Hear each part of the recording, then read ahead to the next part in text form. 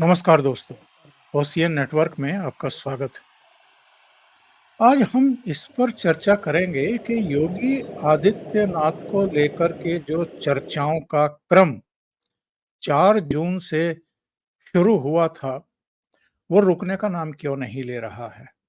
इसके बावजूद कि केशव मौर्य को दिल्ली तलब किया गया था, उनको हिदायतें दी गई थी, इसके बावजूद केशव मौर्य की जो चिट्ठी 15-16 जुलाई को जारी की गई, वो क्यों बाहर आई? क्यों इस समय मीडिया की सुर्खियों में बनी हुई है? इसके अलावा केशव मौर्य राजभर से मुलाकात करते हुए, मुस्कुराते हुए, फोटो जारी करवाते हुए क्यों दिखाई दे रहे हैं? इसके अलावा हम ये भी जानने की कोशिश करेंगे कि ठीक है, कांवड़ यात्रा को देखते हुए, सेंसिटिविटी को देखते हुए और हाइजीन जो एक मसला पिछले कुछ दिनों से हम देख रहे थे, उसके मद्देनज़र जो योगी सरकार ने आदेश दिए थे, उस पर सुप्रीम कोर्ट ने भले ही रोक लगा दी है और उसको बैन कर दिया है और कहा है कि वो चाहें तो अपने नाम जो हैं, जो लगाए थे रिमूव कर दें। पर इसके बावजूद हम देख रहे हैं कि ऐसा बहुत कम हुआ है कि किसी ने अपने नाम हटाए हों। लेकिन क्या योगी मैसेज भेजने में कामयाब हो गए? एक तीसरा मुद्दा हम जिस पर चर्चा करेंगे, क्या योगी आदित्यनाथ ही अब एजेंडा सेट कर रहे हैं भारतीय जनता पार्टी के लिए? तो ये 2-3 मुद्दे हैं जिन पर हम आज चर्चा करेंगे। मेरे साथ जुड़ रहे हैं बहुत ही खास मेहमान और आप अपरिचित नहीं हैं, अनुपम मिश्रा जी। अनुपम जी, बहुत स्वागत। नमस्कार। नमस्कार सर। अनुपम जी, सबसे पहले तो मैं ये जानना चाहूँगा कि ये केशव प्रसाद की चिट्ठी का माजरा क्या है? थोड़ा डिटेल इसका बताइए। देखिए साहब, मीडिया का एक, आप जिसको इकोसिस्टम कहा प्रधानमंत्री नरेंद्र मोदी ने, और जिसको तोड़ने का वादा किया, उस इकोसिस्टम में, हालांकि अभी हम उनके वादे का इंतजार कर रहे हैं कि इकोसिस्टम कब टूटेगा, लेकिन उस इकोसिस्टम ने पहले एक नैरेटिव ये चलाया कि साहब मोदी प्रधानमंत्री नहीं बन सकते। फिर ये चलाया कि साहब जो इनके सहयोगी पार्टी हैं वो टीडीपी स्पीकर पद मांगेगी और नीतीश कुमार रेल मंत्रालय मांगेंगे। वो भी नहीं हुआ। फिर बल्कि दोनों मुख्यमंत्रियों को हमने मोदी के लिटरली पैर छूने की कोशिश करते देखा। फिर ये कि इन्होंने ये चलाया कि साहब अभी भी रोज चल रहा है कि एनडीए में फूट वगैरह वगैरह। फिर वो जो एक दो चुनाव पिछले, मतलब 7 साल से योगी बने हैं मुख्यमंत्री, और 6 साल से खबर आ रही कि योगी हट रहे हैं। एक मतलब 1 साल शुरुआती छोड़ दें, 6 साल से खबरें आ रही हैं। तो फिर उन्होंने शुरू किया कि साहब केशव मौर्य दिल्ली गए, केशव मौर्य दिल्ली गए, कुछ धमाकेदार होने वाला है। अब मैं साहब हर चैनल पे कहता कहता थक गया कि भाई मेरे, योगी कहीं नहीं जा रहे हैं। 2027 का चुनाव योगी आदित्यनाथ के नेतृत्व में लड़ा जाएगा। मैं मान तो चलिए साहब, हर चैनल पे झगड़ा कर लेते हैं, क्या कहा जाए। बहरहाल मैं ये भी बताता रहा कि देखो भाई, पहली बार योगी का मनपसंद मनोज कुमार सिंह को चीफ सेक्रेटरी बनाया गया है। जो प्रधानमंत्री के मनपसंद चीफ सेक्रेटरी थे डीएस मिश्रा साहब, उनको इस बार एक्सटेंशन नहीं दिया है। मैं उनके मनपसंद डीजी है, उनके मनपसंद चीफ सेक्रेटरी है। उपचुनाव में उनको पूरी खुली छूट दी जा रही है 10 सीट पर।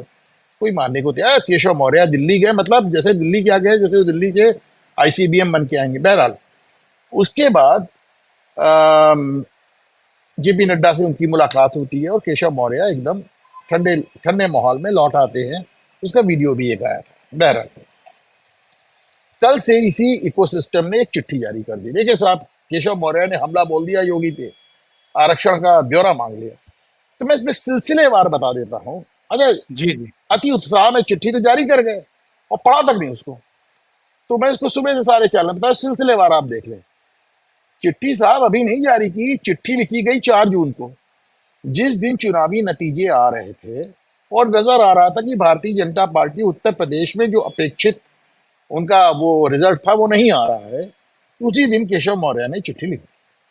केशव मौर्य की मुख्यमंत्री बनने की ख्वाहिश हम सब जानते हैं। जी हाँ, जी। 2017 में जब चुनाव हुआ था तो केशव मौर्य कुछ महीने के लिए उत्तर प्रदेश भाजपा के अध्यक्ष थे, उन्हीं की अध्यक्षता में चुनाव हुआ था। तो मान के चलते हैं कि साहब हम अध्यक्ष थे भाजपा के, और हम वो ये भी मान के चलते हैं कि साहब हम पिछला वर्ग का चेहरा, हमें होना चाहिए। तो 5 साल तो उनकी योगी से टशन चलती रही। फिर 2022 में वो चुनाव हार गए। चुनाव ही नहीं हार गए, एक नवसिखिए से हार गए। हार ही नहीं गए, अपनी सीट ही नहीं हार गए, पूरा जिला हार गए अपना। कौशाम्बी में 3 सीटें होती हैं, तीनों हार गए। अभी लोकसभा हार गए।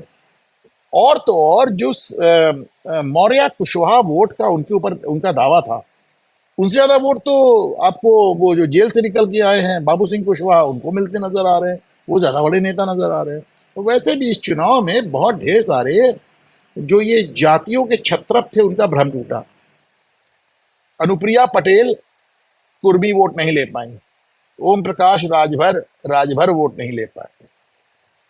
जयंत चौधरी जाट वोट नहीं ले पाए। केशव मौर्य कुशवाहा वोट नहीं ले पाए। संजय निषाद वोट नहीं ले पाए। आप देखिए जितने जातियों के चौधरी थे, वो सब कहीं ना कहीं एक झटका खा गए इसमें। बहरहाल अब केशव मौर्य 4 जून को चिट्ठी लिखते हैं, पर उनकी भेजने की उनका मन नहीं करता, हिम्मत नहीं पड़ती, जैसे समझ लिया। उनको समझ में आया कि साहब दिस इज टू वरी है, भेज देंगे, पता नहीं क्या हो जाए। फिर हाँ साहब ये देखिए, अभी 4 जून की चिट्ठी आप ऊपर देखें, इसकी डिस्पैच डेट क्या है। ये जारी होती 15 जुलाई को भेजी जाती है। 4 जून और 15 जुलाई के बीच में हुआ क्या, पहले आप इसको समझ लें। और 15 जुलाई की डेट इंपॉर्टेंट क्यों है, आप इसको समझ लें। 4 जून को उन्होंने चिट्ठी लिखी। 22 जून को आशीष पटेल जो होते हैं, वो एक बयान जारी कर देते हैं, जिसको माना जाता है कि योगी खिलाफ जा रहा है। 27 जून को अनुप्रिया पटेल भी आरक्षण पे एक चिट्ठी लिख देती हैं। संजय निषाद का भी बयान आ जाता है। अब जब इतने बयान आ गए, तो 9 जुलाई को योगी तय करते हैं, अच्छा ठीक है, आप लोग बहुत आरक्षण कर रहे हैं। वो खुद ही आरक्षण का ब्यौरा सारा तलब कर लेते हैं। वो लाओ सारा आरक्षण का ब्यौरा, मैं जवाब देता हूं। उन्होंने अनुप्रिया को भी जवाब दिया, सबको जवाब दिया। 14 जुलाई को प्रदेश कार्यकारिणी की बैठक होती है। प्रदेश कार्यकारिणी की बैठक में केशव मौर्य वो अपना कालजयी बयान देते हैं कि साहब संगठन सरकार से बड़ा है। हालांकि इसमें भी मैं चुटकी लेता हूं कि केशव जी की बड़प्पन है कि जानते हुए कि संगठन सरकार से बड़ा है, वो छोटे सरकार में ही काम करना चाहते हैं, संगठन में नहीं जाना चाहते। बहरहाल 15 जुलाई को, यानी उस कार्यकारिणी की बैठक के अगले दिन, वो चिट्ठी जारी कर देते हैं। और ये भाई चीज भी जानते जो संगठन बड़ा होता है, ये चीज भी उत्तर प्रदेश में ही लागू होती है, दिल्ली में लागू नहीं होती। मतलब वहां नड्डा साहब मोदी जी के बॉस नहीं है, पर यहाँ पर वो भूपेंद्र चौधरी को योगी जी का बॉस बताने की कोशिश कर रहे थे। बहरहाल तो उसके बाद 15 तारीख को चिट्ठी जारी करते हैं। 42 दिन बाद, 41-42 दिन बाद ये चिट्ठी जारी करते हैं। सोचते हैं अब कर ही देते हैं जो। 15 को चिट्ठी जारी करते हैं और 16 को इनको जेपी नड्डा का बुलावा आ जाता है, जिसको लोग कह रहे थे केशव मौर्य दिल्ली गए। और जेपी नड्डा ने उनसे कहा कि देखो भाई, हमने अच्छा उस मीटिंग में ना हम हैं ना आप हैं, लेकिन जो सामने आ रहा है कि योगी को जमाने बाद उनका मनपसंद मुख्य सचिव मिला, योगी को जमाने बाद उनका मनपसंद डीजी मिला हुआ है, योगी को एकदम खुली छूट है ये 10 सीटों पर कि भाई अब नतीजे लेके आओ। कारण भी समझ ले, नरेंद्र मोदी अपने जीवन में एक भी चुनाव ऐसा नहीं लड़े जिसमें उनको पूर्ण बहुमत न मिला हो। ये उनका पहला चुनाव था। तो साहब इस पहले चुनाव में उनको पूर्ण बहुमत नहीं मिला। और कितनी सीटों से नहीं मिला? उतनी सीटों से नहीं मिला जितनी सीटें वो उत्तर प्रदेश में लूज कर गए। 35 सीट का वहां खामियाजा था और 35 सीट से आपका बहुमत रुक गया। मैं हमेशा कहता हूं कि दिल्ली का रास्ता लखनऊ से जाता है, उत्तर प्रदेश को आप नजरअंदाज नहीं कर सकते। उत्तर प्रदेश का महत्व इस तरह समझे कि 3 बार मुख्यमंत्री रहने वाले नरेंद्र मोदी को भी प्रधानमंत्री की इच्छा पूरी करने के लिए बनारस से चुनाव लड़ना पड़ा। आप कुछ भी कह ले, मां गंगा ने बुलाया, पर हकीकत यह है कि साहब उत्तर प्रदेश का ठप्पा लगे बगैर वो जरा सा प्रधानमंत्री बनने में दिक्कत आती है। ऐसा नहीं है, बाहर के लोग तमाम हुए, लेकिन एक दिक्कत आती है। तो साहब केशव मौर्य को कह दिया गया कि भाई बड़ा लंबा झटका लग गया है सरकार को, अब खामोश बैठे। केशव मौर्य खामोश बैठते भी हैं। और दूसरी तरफ योगी आदित्यनाथ फ्रंट फुट पे बैटिंग करने लगते हैं। कैसे? वो कांवड़ यात्रा वाला फरमान जारी कर देते हैं। योगी के फरमान जारी करते ही मध्य प्रदेश भी उनके पीछे आ जाता है, उत्तराखंड भी उनके पीछे आ जाता है। सारे मुख्यमंत्री अपने अपने राज्यों में फरमान जारी कर देते हैं। बिहार से लेके आसाम तक, गिरिराज सिंह से लेके हेमंत बिश्वा शर्मा तक सबके समर्थन आ जाते हैं। सुप्रीम कोर्ट में चैलेंज होता है। केंद्र सरकार को भी समझ में आता है कि साहब योगी ने ऐसा मुद्दा उठा लिया है कि अब इससे पीछे हटना असंभव है, असंभव। तो केंद्र सरकार भी उनको देती है कि साहब साहब एडिशनल सॉलिसिटर जनरल हम आपके साथ लगा रहे हैं, तुषार मेहता जो सबसे फेमस है। वो अलग बात है कि उस समय नीट की भी सुनवाई चल रही थी और वो उसमें फंसे रह गए। देखिए ब्यूरोक्रेटिक गुफकता कि तुषार मेहता नहीं पहुंचते हैं। कायदे से तो ये है कि उसी सुप्रीम कोर्ट में जब विपक्षी पक्ष का वकील सामने नहीं है तो कोर्ट को 1 घंटे बाद, आधे घंटे बाद इंतजार करके सुनवाई कर लेना चाहिए था। उसी दिन तो मुकदमा फाइल हुआ था, सेम ही डे वो आप टेकअप कर लिया आपने, और आप इतना भी इंतजार नहीं कर पाए कि आप विपक्षी पक्ष के वकील को बुला के उसकी बात सुन लें। आपने एक्स पार्टी यानी सिर्फ एक पक्ष को सुनकर आपने सिर्फ अभिषेक मनु सिंघवी को सुनकर जजमेंट दे दिया। जजमेंट भी आपने क्या दिया? आप देखिए सावन चल रहा है, आप ये भी कह सकते थे कि साहब ठीक है, अच्छा हम कल इसकी सुनवाई करेंगे, तब तक यूपी गवर्नमेंट का भी सुन लिया जाए। पर आपने पूरा सीधे शुक्रवार तक लगा दिया, उसको फ्राइडे तक लगा दिया। बहरहाल मैं जो अपना चैनल चलाता हूँ घूमता है ना, उस पे आपके चैनल पे हर जगह मैं ये कहता रहा कि योगी आदित्यनाथ पीछे हटना इस पे अफोर्ड नहीं कर सकते, उनका एक बार खत्म हो जाएगा। वैसे भी उनको मैं योगी नहीं हट योगी कहता हूँ, आपको मालूम। तो वो पीछे नहीं जाने वाले इस मुद्दे पे। आज फूड सिक्योरिटी के तहत, ये फूड सिक्योरिटी कानून के तहत ये फूड सिक्योरिटी के मिनिस्टर दयाशंकर मिश्रा आज प्रयागराज में थे।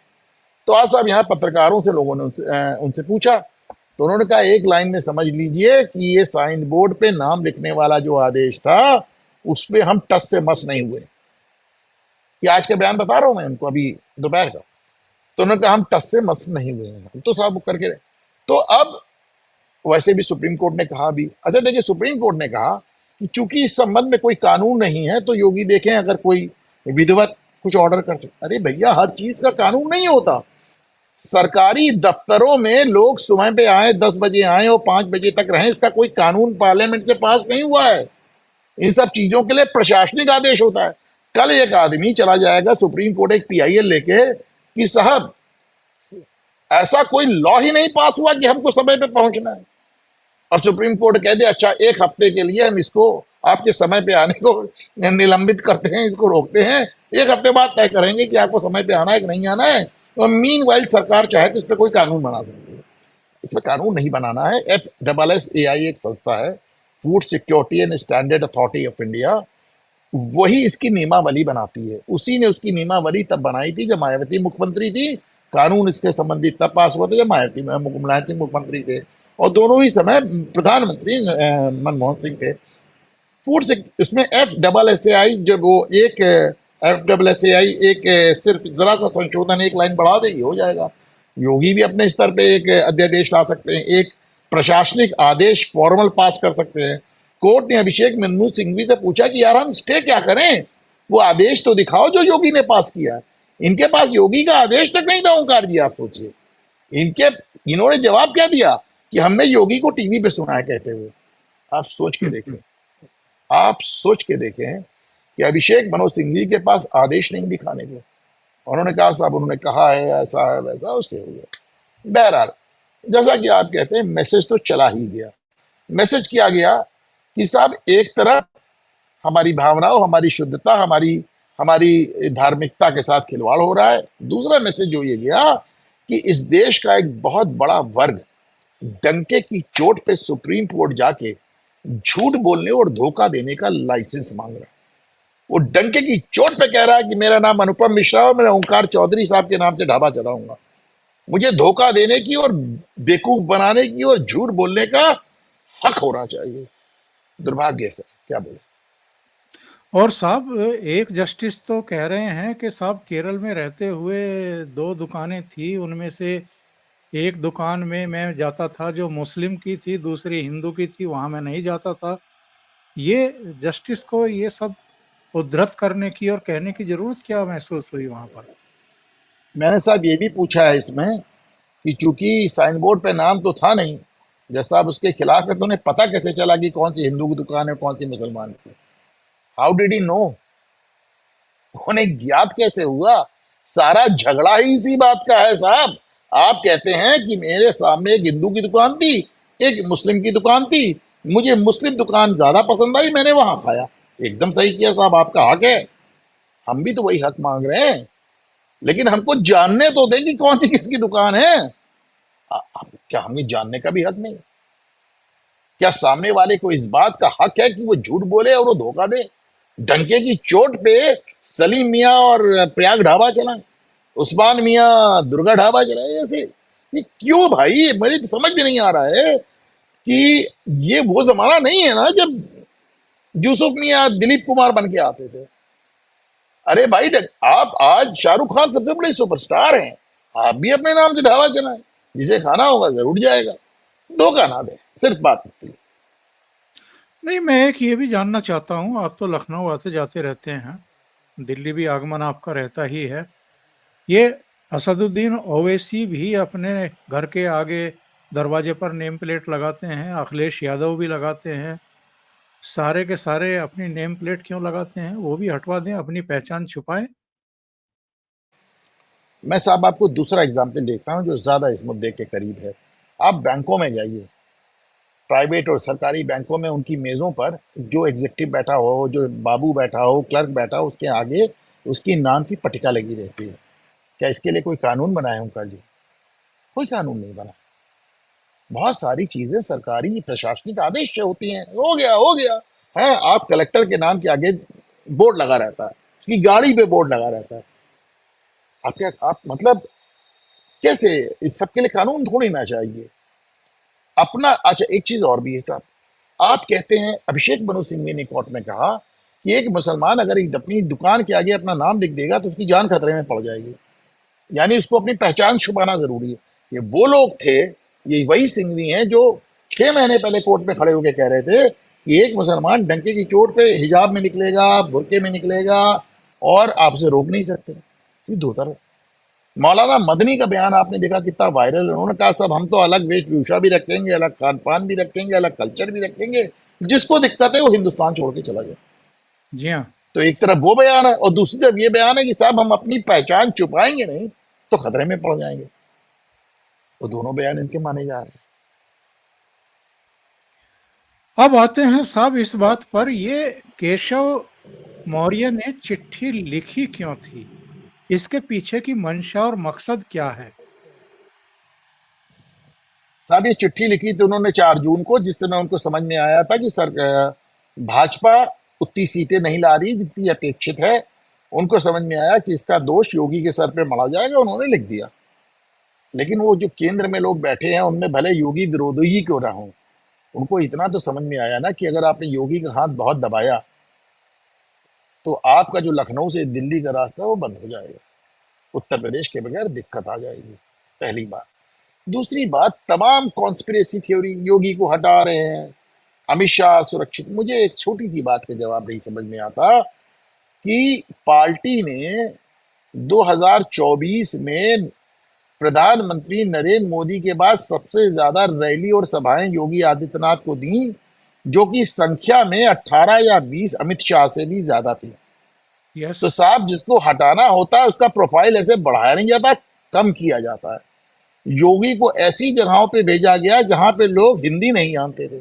वो वीडियो सामने आए, टीवी पे आए, जहां पे लोगों से पूछा जा रहा है साहब आप हिंदी नहीं जानते, आप सभा में क्या करने आए? कहा हम योगी को देखने आए हैं। बंगाल में, बिहार में, या तो साउथ में, वी वांट अ योगी, हमें एक योगी चाहिए। देखिए, अच्छा बुरा मैं नहीं जानता, जो सामने है मैं उस बता रहा हूँ। योगी बन चुके हैं एक ब्रांड। उनके समर्थक और उनके विरोधी दोनों को इस बात का आइडिया है। और भले ही ये खबरें आ रही हैं कि केशव मौर्य को उनकी हैसियत में रहने के लिए कहा गया है, बयानबाजी, किसी तरह की गतिविधियां ना चलाने के लिए कहा गया है, नसीहतें मिली हैं। इसके बावजूद राजभर के साथ उनकी फोटो क्यों वायरल की जाती है सोशल मीडिया पर और मुस्कुराते हुए? ये सब क्या है साहब? देखें साहब, जब से भारतीय जनता पार्टी उत्तर प्रदेश में वो अपेक्षित प्रदर्शन नहीं कर पाई, तब से जितने सहयोगी दल हैं भाजपा के, वो सब अपने अपने थोड़े थोड़े नखरे दिखा रहे हैं। आपने आशीष पटेल का बयान सुना, आपने अनुप्रिया पटेल की वो चिट्ठी देखी जो सिरे से गलत तथ्यों पर आधारित थी, यहां तक कि झूठ। और सरकार ने इसका जवाब भी तत्काल दिया। आपने जयंत चौधरी का बयान सुना कांवड़ मार्ग पे, आपने संजय निषाद का बयान सुना। ऐसे में ओम प्रकाश राजभर चूंकि अपने बेटे की ही सीट हार गए और अब उनके ऊपर ये एक दबाव है कि साहब आप तो अपनी जाति का वोट नहीं ला पाए, जैसा कि मैं अभी बता रहा था कि सारे जितने जातिगत छत्रप थे वो सबको मुक्की खानी पड़ी। तो सब अपनी अपनी तरह से सरकार पर दबाव बनाने का प्रयास कर रहे हैं। बस इसको मानने की जैसे योग, मैं हमेशा कहता हूं कि जो आदमी की ताकत होती है वही उसकी कमजोरी होती है। योगी की ताकत ये है कि वो एक पॉलिटिकल आदमी नहीं है, योगी की कमजोरी भी यही है कि वो एक पॉलिटिकल आदमी नहीं है। वो चूंकि एक पॉलिटिकल आदमी नहीं है इसलिए उन्होंने उत्तर प्रदेश को बिहार बनने से रोक दिया।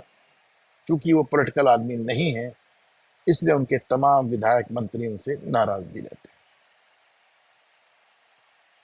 अनुपम जी ये बताइए ये ओबीसी का दबाव है, ओबीसी को चेहरे के तौर पर लाया जाए, ये चर्चाएं क्यों चलाई जा रही हैं? खास तौर से लखनऊ से मुझे ये सुर सुनने को मिले और एक बड़े वरिष्ठ पत्रकार हैं, उनकी तरफ से कहा गया कि कुछ तो चल रहा है, ओबीसी को लाने का दबाव है। ये चर्चाएं क्यों चलाई जा रही हैं? देखिए, मंडल आयोग के बाद 1989-90 के बाद उत्तर भारत और विशेष तौर से यूपी और बिहार में पिछड़ा वर्ग बहुत इंपॉर्टेंट हो गया। मतलब अगर आप पिछड़े नहीं हैं तो आपने मुख्यमंत्री बनने का हक नहीं।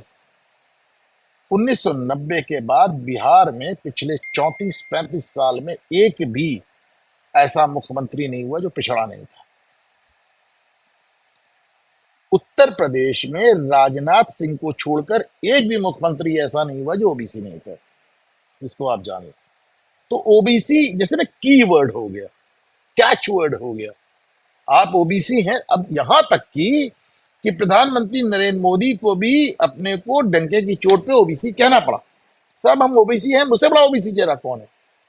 केशव मौर्य आज की तारीख में भारतीय जनता पार्टी के सबसे बड़े ओबीसी चेहरा, ये सच है। वो अलग बात है कि वो अपनी जाति का ही वोट नहीं ला पाए, लेकिन फिर भी भाजपा के पास और कोई चेहरा है नहीं।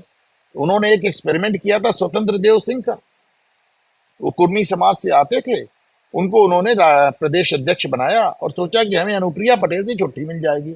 अनुप्रिया को मंत्रिमंडल से हटा दिया। स्वतंत्र देव सिंह का फार्मूला फेल कर गया और आपको अंततः अनुप्रिया पटेल के सामने सरेंडर करना पड़ा और इस बार उनके साथ उनके पति को भी मंत्री बनाना पड़ा। इसी तरह आपने सोचा कि भूपेन्द्र चौधरी के रहते हमारे जाट सब सही हो गए, पर नहीं हो पाया, आपको जयंत चौधरी को लाना पड़ा। आपने अनिल राजभर को अपने मंत्री बनाया, उनको बहुत प्रोफाइल दिया, लेकिन वो फॉर्मूला फेल कर गया। आपको ओम प्रकाश राजभर से हाथ मिलाना पड़ा। आपने निषाद नेता भी डेवलप किया, लेकिन वो भी नहीं चला, तो कुल मिला के संजय निषाद से हाथ मिलाना पड़ा। तो आप इसको देखें कि उत्तर प्रदेश भाजपा के पास कोई बड़ा चेहरा नहीं है। योगी आदित्यनाथ का मुख्यमंत्री बनना एक चौंकाने वाला फैसला था। ओबीसी के नाम पे इतना ज्यादा राजनीति, और खास तौर से यूपी और बिहार में। ऐसे में आज सवर्ण समाज से एक आदमी को, तथाकथित सवर्ण समाज से एक आदमी को ले आके मुख्यमंत्री बनाते हैं, तो जाहिर सी बात है कि वो अब उस पर निशाना लगाना आसान हो गया। निशाना लगाना आसान हो गया। अरे साहब ठाकुर हैं, इनको हटाओ। लेकिन जहां ये बात सच है वहां ये बात भी सच है कि देखिए साहब, तमाम कमियां होती हैं, हर राज्य में अपनी अपनी कोशिशें होती, ये भी करना है, ये भी करना है, ये भी करना। उत्तर प्रदेश में जो सबसे बड़ी समस्या थी योगी के आने के पहले, तमाम अखबारों की सुर्खियां बनती थी कि क्या हम बिहार बनते जा रहे हैं। योगी ने उसको रोक दिया, रोक नहीं दिया, उसको कई साल पीछे उस हालात को धकेल दिया। उत्तर प्रदेश का जितना ऑर्गेनाइज्ड माफिया था, या वो जेल में है, या वो मारा जा चुका है, या वो प्रदेश छोड़कर चला गया है। ये बताइए साहब, चलिए इस मामले में तो सुप्रीम कोर्ट ने दखल दे दिया, एक तरफा फैसला भी दे दिया, लेकिन योगी जी का जो मैसेज है वो तो चला गया, ना केवल उत्तर प्रदेश बल्कि पूरे भारत में ही चला गया। और जैसा आपने कहा कि उत्तराखंड भी, मध्य प्रदेश भी, हिमंता बिस्वा शर्मा का भी, गिरिराज सिंह का भी, सबके बयान भी आ गए। और जाहिर है जो एक मैसेज भेजना था, जो एक, अगर मैं दूसरे शब्दों में कहूं, एजेंडा तय करना था, तो वो तो उन्होंने कर दिया है। लेकिन एक फैसला और योगी आदित्यनाथ का ऐसा है, मुझे लगता है कि इसने तो एक ऐसी स्थिति पैदा कर दी है कि ये लोग सुप्रीम कोर्ट भी नहीं जा पा रहे हैं। हलाल को बैन करना, ये कितना बड़ा फैसला है। अब बैन ही नहीं किया है, हलाल हलाल प्रोडक्ट्स को रखने वालों को जेल भेजा जा रहा है। 8 लाख करोड़ रुपए की इकोनॉमी है। हर आदमी को अपना प्रोडक्ट बेचने के लिए उसको लिखना पड़ता है ये हलाल है, और उसको हलाल लिखने से पहले जमाते उलेमा से वो लेना पड़ता है साहब परमिशन। इसके लिए उसको 60,000 रुपया साल देना पड़ता है जमाते उलेमा को।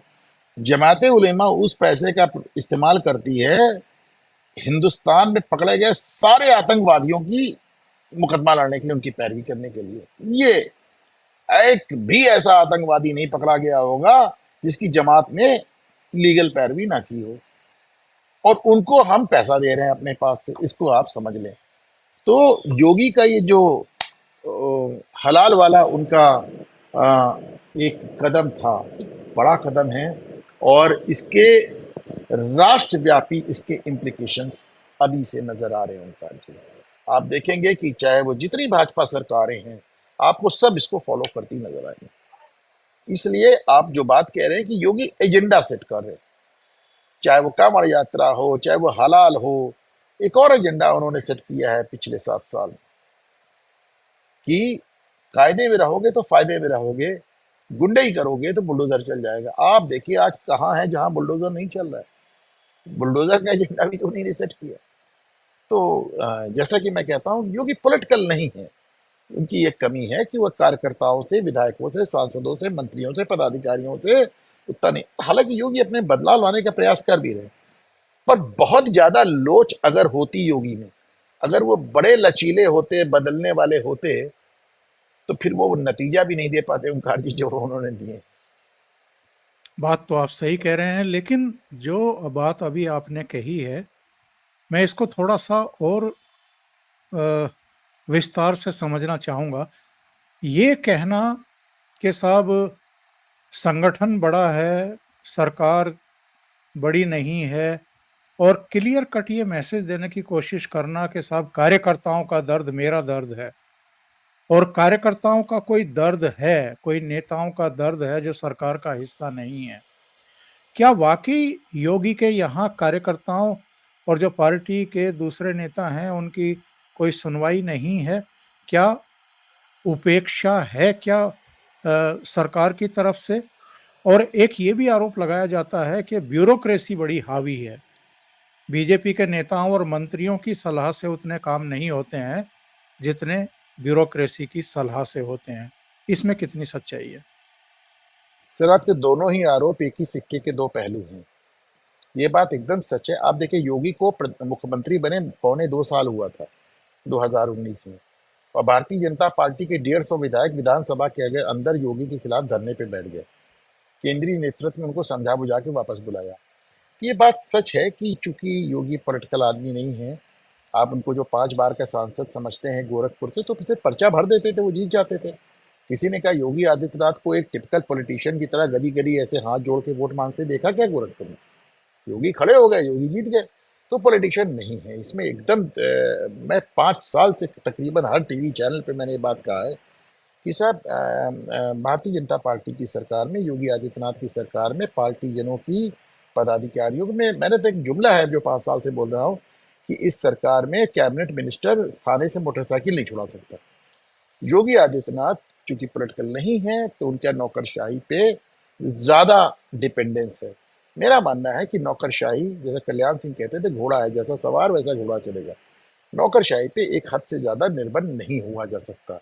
नौकरशाही तो वो है जो हमेशा आपको हरी हरी पिक्चर दिखाती है। नौकरशाही वो है जिसने अखिलेश यादव को बताया था आप जीत गए, सब आप दोबारा आ रहे हैं। नौकरशाही वो है जिसने 1977 में इंदिरा गांधी से कहा था चुनाव करा लीजिए मैडम, एकदम बहुत बढ़िया माहौल है, आप जीत जाएंगे। और फिर क्या हुआ आपको मालूम है। तो इसमें दो राय नहीं है कि योगी, आप देखिए योगी चुनाव के बीच में आके टीवी पर कहते हैं कि मैंने अपने कार्यकर्ताओं से कह दिया कि थाने की दलाली नहीं करो। मैंने अपने जीवन में आज तक वो मुख्यमंत्री नहीं देखा जो अपने टीवी पे आके अपने ही कार्यकर्ताओं को दलाल कहे। तो ये अब उनका अपना अंदाज है साहब, अब वो एक बहन है, अब उनको आप प्लस भी ले लीजिए माइनस भी ले लीजिए तो साहब, तो मैं मतलब वो इस सिक्के के हमेशा दो पहलू होते हैं, और जैसा कि मैंने कहा कि जो आदमी की ताकत होता है वही उसकी कमजोरी भी हो जाती है। लेकिन योगी अपने अंदर बदलाव का प्रयास कर रहे हैं। 18 सदस्यीय उन्होंने टीम बनाई है उपचुनाव के लिए, और देखा जा रहा है कि योगी पहले के मुकाबले अपने अंदर फ्लेक्सिबिलिटी ला रहे हैं। लेकिन साहब, अगर कोई ये समझता है कि योगी आदित्यनाथ एकदम बदल के केशव मौर्य हो जाएंगे, तो मैं अभी से बता दे रहा हूं कि संभव नहीं। चलते-चलते मैं एक और सवाल का जवाब आपसे चाहूँगा। क्या इस चुनाव ने 2024 के लोकसभा चुनाव ने नरेंद्र मोदी के कुछ ज्ञान चक्षु खोले हैं? क्योंकि वो सबका साथ, सबका विकास, सबका प्रयास, स 4 नारे वो देते थे। इधर जो योगी का रुख रहा है और इधर हम ये भी देख रहे हैं, आपने भी महसूस किया होगा कि मोदी जी ने इधर सबका साथ, सबका विकास और सबका विश्वास कहना बंद किया है। मैंने तो नहीं सुना जब से रिजल्ट आए हैं, किसी भी मंच पर नहीं सुना है। तो क्या अब नरेंद्र मोदी के लिए भी वही रास्ता है जो योगी जी दिखा रहे हैं? या अभी भी वो मध्यम मार्ग अपना करके ही चलेंगे और एक जो एक्सक्यूज़ दिया जाता है कि भई प्राइम मिनिस्टर हैं, इसलिए उनको तो अंतर्राष्ट्रीय बिरादरी से भी डील करनी पड़ती है, विदेश यात्राएँ भी करनी पड़ती है, यूएनओ में भी जाना पड़ता है, तो इसलिए वो तो शायद उतना खुल कर के नहीं कहेंगे, लेकिन राज्यों में ये चीज़ें हो सकती हैं क्योंकि वो तो राज्यों तक सीमित रहते हैं। तो पहली बात तो मैं इसको एक्सक्यूज नहीं मानता हूँ। मैं मानता हूँ कि भारत जैसे लोकतांत्रिक देश का जो मुखिया होगा और जिसको पूरी दुनिया में घूमना है, ये एक्सक्यूज नहीं है। उसकी अपनी बंदिशें होती हैं, उसकी अपनी बंदिशें होती हैं। आप व्यापार कर रहे हैं, आप तमाम इस्लामिक मुल्कों पर अपने ईंधन के लिए निर्भर हैं, आप कतर के ऊपर अपनी गैस के लिए निर्भर हैं, तो वो बंदिशें रियल और जेन्युइन है, वो फर्जी बंदिशें नहीं है। लेकिन 1947 से लेकर 2024 तक पहली बार ऐसी सरकार बना के नरेंद्र मोदी ने जिसमें एक भी मुस्लिम चेहरा नहीं है। अच्छा, एक चीज को और देखें, उन्होंने 5 अल्पसंख्यक रखे, मुस्लिम चेहरा एक नहीं। तो उन्होंने एक कहीं ना कहीं एक बड़ा कदम तो उठाया है। योगी मोदी इस पे कितना आगे जा पाएंगे, कितना कर पाएंगे, ये तो खैर समय बताएगा। क्योंकि अभी जैसे हमने देखा, शुभेंदु अधिकारी ने बयान दिया कि जो हमारे साथ हम उसके साथ, और सबका साथ सबका विकास सबका विश्वास नहीं चलेगा। लेकिन शुभेंदु अधिकारी को अगले दिन वो अपना बयान वापस लेना पड़ा। लेकिन जहां शुभेंदु अधिकारी ने अपना बयान वापस लिया, वहीं गिरिराज सिंह जैसे लोग भी हैं जो डंके की चोट पे कुछ भी कह रहे हैं। हेमंत बिस्वा शर्मा भी हैं हाँ, जो हिमंता डंके भी। की तो वो भी कह रहे हैं। तो अब एक ये देखने की बात होगी कि मोदी क्या करते हैं। क्योंकि एक बात उन्होंने बार बार इकोसिस्टम को तोड़ने के लिए कहा है, और मेरा अपना ये मानना है कि मोदी 1.0 और मोदी 2.0, अगर उसमें कोई बड़ा बदलाव नहीं आएगा तो इकोसिस्टम तो साफ टूटने वाला नहीं है। उसके टूटने के लिए, उसको तोड़ने के लिए आपको आमूल चूल परिवर्तन ना सही, पर एक बड़ा परिवर्तन तो अपनी कार्यशैली में करना ही होगा उनका। बहुत-बहुत धन्यवाद अनुपम जी, ओशियन नेटवर्क के लिए और हमारे दर्शकों के लिए इतना समय निकालने के लिए, कई थैंक यू सर। महत्वपूर्ण मुद्दों पर चर्चा करने के लिए। नमस्कार। थैंक्स।